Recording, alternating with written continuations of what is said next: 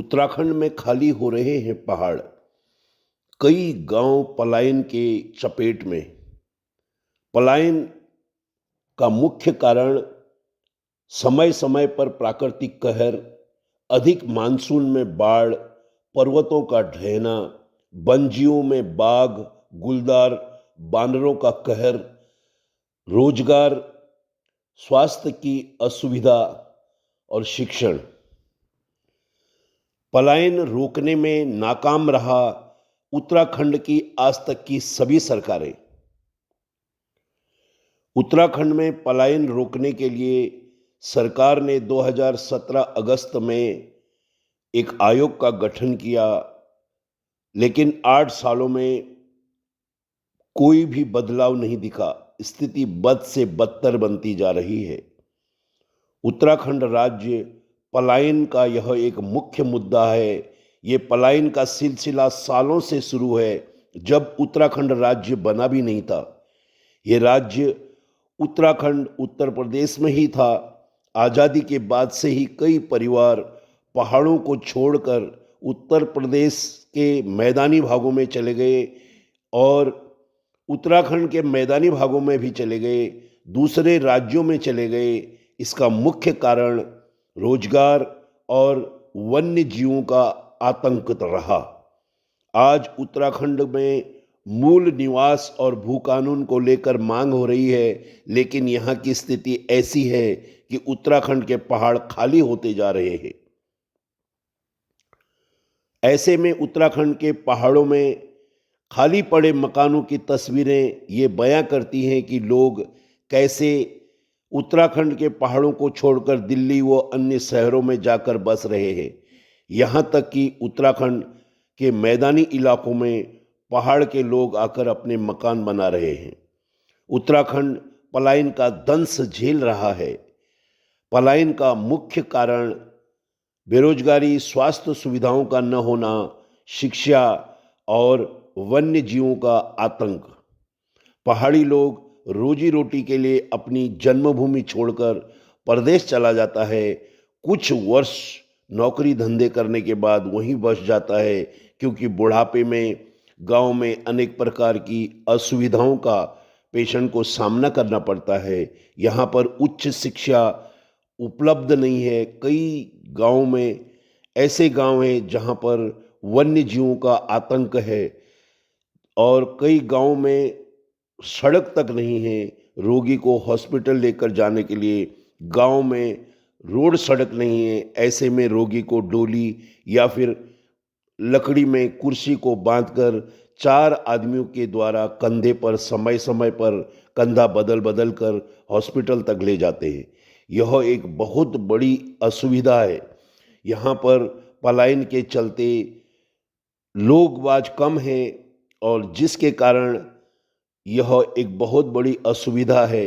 अधिक वर्षा के कारण यहाँ पर ऋतु में अनेक प्रकार के पहाड़ धंस जाते हैं, परिवहन का मार्ग अस्त व्यस्त हो जाता है और रहने वाले लोगों को अनेक प्रकार के रोजमर्रा की जिंदगी में लगने वाली सामग्री उपलब्ध नहीं हो पाती है और बच्चों को उच्च शिक्षा के लिए भी यहाँ पर सुविधाओं का अभाव है।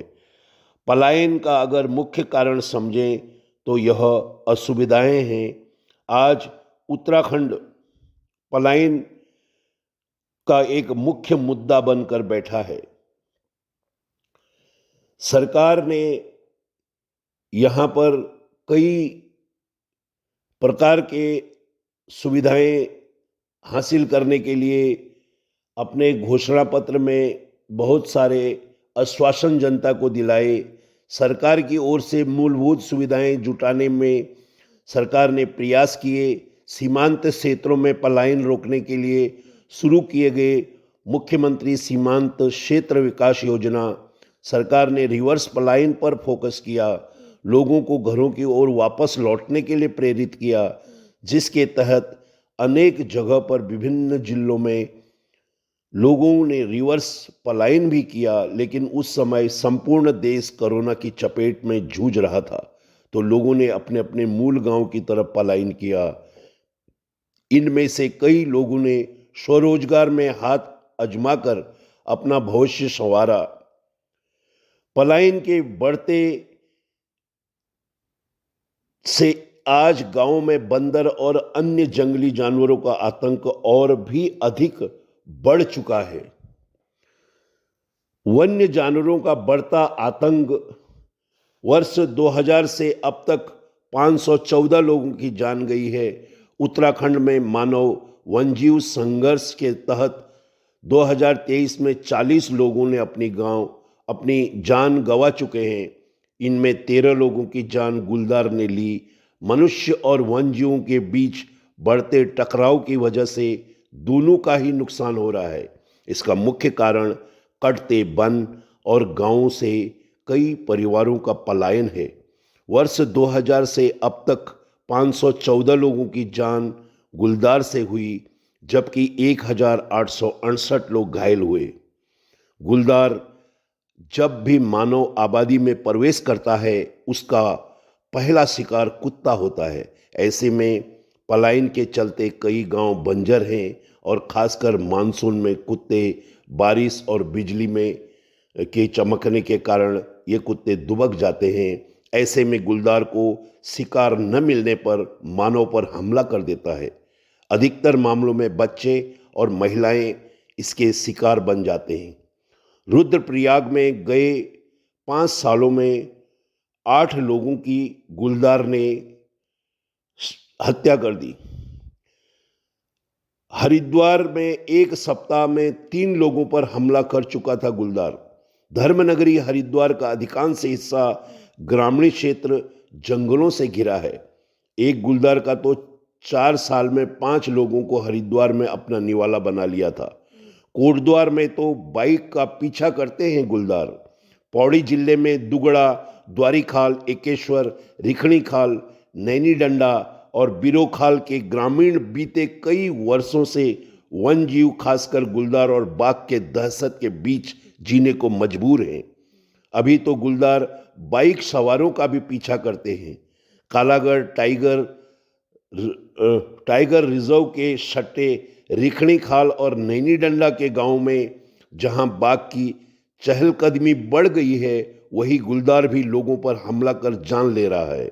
यहाँ पर वन्यजीवों का भय और परिवार की जान बचाने के लिए दुगड़ा के गोदीबड़ी और चौपटी खाल के मजगांव के तोक गांव भरतपुर के लोग अन्य जगह पर पलायन कर चुके हैं।